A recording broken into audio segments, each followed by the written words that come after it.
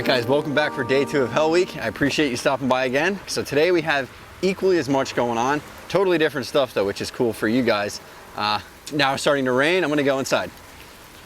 All right, guys, we're inside now. We're safe from the rain. Last night was brutal. We were here till about 1 a.m. Sometimes you gotta do what you gotta do. Unfortunately, Keith, one of our vinyl installers, got sick. He's out again today. So it kind of throws a wrench in our plans, but no big deal. First order of business, check these lights out. They're bright. We just converted to LED throughout the entire shop. It looks amazing. If you guys have a shop like this, make the investment. It was about 500 bucks for 100 LED T8 4-foot. The specs are online, but super good, brightens everything up, especially for vinyl wraps, photos, things like that. It looks awesome. Let's jump over here. So here is another selection of some of the print products for the Freedom 500 and Cleetus and cars. You guys all see these posted on Instagram. These are the driver's lists, and these are basically for all the fans that attend in person, and these are super nice 14-point paper, super high gloss, UV coated. So if you guys are attending the Freedom Factory for the event, this will last throughout the entire event. You can take it home. Memento. So these are the VIP driver film crew badges that we have, and these are on a 0.9mm PVC, also UV coated. And these are just awesome to save. These last for years and years and years. But yeah, we just finished these up today. So we have all of the print products done, and now it's just time to take it easy, wait a little bit. We're gonna install and bring all this stuff early next week. Mentioned those wheels yesterday, those little skinnies. Psh, opened the box today. They're looking pretty sick, dude. To be honest, pretty cheap. These are about 200 bucks. But that's really all I wanted to spend on these. Yikes. Laid a couple more panels on the G-Wagon. Still taking our time, making it perfect for the client. Looks awesome. And one other cool thing I wanted to show you guys, you might have seen it on my Instagram story, was the new motorcycle that we got. 2013 KX250, fresh setup, big into bikes. I've been riding dirt bikes basically my whole life. Buckled down, got this puppy for $3 grand. I mean, I can't pay full price. I had to hustle them. But it did have some issues. So when you buy used motorcycles, dirt bikes, whatever, either they've been dropped, you don't know how the other owner drove them. When you're working with a small size motor, they tend to get beat up, especially with dirt bikes, but this one looks super fresh. The owner had put a lot of money into it. It has an $800 standalone EFI controller, because this has 2 injectors. This isn't a standard carbureted bike like a 2-stroke or an older 4-stroke. It actually has 2 different injectors that ramp and turn on at 7,000 RPM. For the secondary one, which is sick. But yeah, we just cleaned her up, tires, tubes, rebuilt the exhaust, so I got a new end cap, things like that. Changed the subframe out because this was completely cracked from the previous owner. Oil change, I don't know, but we've been riding every single Sunday and we're absolutely loving it. Just got this little like mini scissor lift in the mail and I'm completely blown away by it. This one was about $210 shipped. Works super well. It's on caster wheels, so you can move it around the shop. You can do whatever. I wouldn't recommend moving it around fully lifted like this. I would lower it just for safety. Again, random plug-in, but it's something we're working on. It's something we love to do, so I figured I'd show you guys. If you guys ride dirt bikes and you're local to Sarasota, Bradenton, send me a DM. Let's link up. We got awesome riding spots. I'd love to see where you go. Yeah, that's all she wrote. And since Keith is out today, I'm gonna help Bevs lay this. So typically for bumpers, you really want 2 people. We tend to take the bumpers off the cars. A lot of people do leave them on, but we really want that full wraparound coverage, especially on a bumper where it can get easily damaged, and it just protects the life of the vinyl and it'll last the longest. So, Bevs, let's go, dude. Insert sad music here.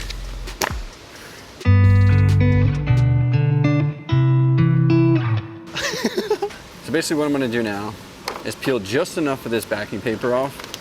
We're gonna reveal just as much vinyl that we need to. And we're gonna heat up this edge because this is the part where we really need the most flexibility in the material. And now I'm basically just stretching just enough to glass the material. And when I say glass the material, it is just taking out all those like low ply wrinkles in it. So Ty is doing the same thing right now. And now as Ty heats it up, we're just gonna come down a little bit as he's going. Good job, buddy. So yeah, that's a quick tip. Now we're on to the meat and potatoes of today's video, boys. Here we have the power plant for our G35 race car, if you will. Massive shout out to Texas Speed and Russell specifically for making this happen. The platform is an LQ9 6-liter 30 over. Lunati crank, TSP I-beam rods, pistons. It's got the wrist pin upgrade. So it should handle basically anything that turbo, our 7875 can throw at it. Along with that, we have the Texas Speed Stage 2.5 PRC heads, cam motion cam from Jack Stan Jimmy. Then everything else is gonna get fully fabricated from scratch, besides the forward-facing headers, which are just a 3-inch V-band that we're going to merge. We're shooting for right around 1,000 horsepower. There's a couple of parts that we don't have yet that we're still in the midst of sourcing, but between now and the time that Jeff is done with all the fabrication work, we should be good to roll. I think it's time to finally take the saran wrap off and put it on our roll-around engine stand. So let's get into that right now. This is what we need. Oh God. Well, yeah, let's get the motion lift plate out and get it on the engine stand. Yeah, now I remember that you needed the lift plate. What an idiot. I might even drive over there to come snag it. Yeah, you're cool. All right, Andrew and I will be there in a minute. Turns out the lift plate we're looking for, frickin' Jeff the fabricator has it. This guy, so we're gonna run over there real quick. Dude, he already has. No, don't. Oh, we'll show you guys when we get there. He's already made some moves, so exciting times to open a brand new frickin' crate motor. Well, it's a junkyard, but they just refreshed it.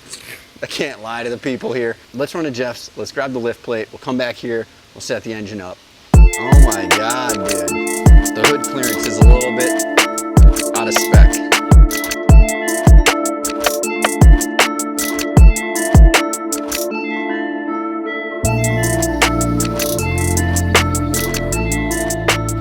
We'll notch this for the downpipe, and that's all.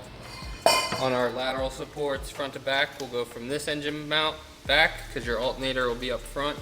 And then on this side, we'll come to the front here. So we'll have both lateral supports working against each other. Motor plates go right there. And then we'll make mid plates as well off the bottom of the bell housing that'll bolt in. So you can essentially keep that in place. It's so weird to see this. Dude, I gotta take a freaking picture. Look at the angle of the drive shaft. I already did all that. We've got 3 degrees between the transmission yoke and the drive shaft, and then between the differential yoke and the drive shaft, it's 1 degree. So we have 4 degrees total between the drivetrain. I'm gonna be working on something like this, dude.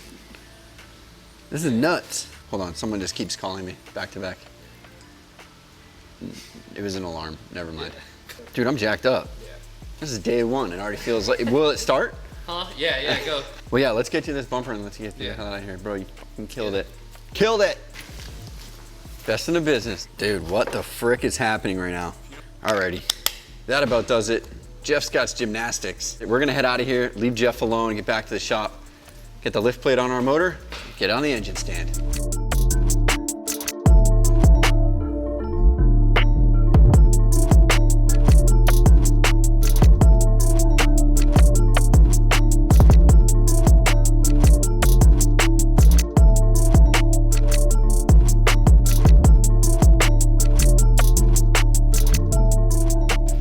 Now that we have it on the stand, let's run through some of the parts. So we have a cam motion cam, and this came out of a turbo 6-liter, single turbo 6-liter, so that should work perfect. ARP 2K head studs. I guess you could call it a trunnion upgrade, but rather than using a ball bearing type, these are the copper ones. Motion steam port kit, chain, let's see what else, motion. I got all the bracketry for the relocation of the alternator. We're also gonna be getting the motion throttle body, as well as the motion valve covers, so that'll be sick. The stage 2.5 PRC heads, those are sick. That's oversized valves, that's all just top-notch stuff. The front cover for motion with the turbo drain, 10295 milling, just the Holley fuel rails that come with the intake manifold that is also over at Jeff's. So just want to show you guys the parts that we're working with. If you guys are building something like this, yeah, I'm gonna shut up, let's get these heads on.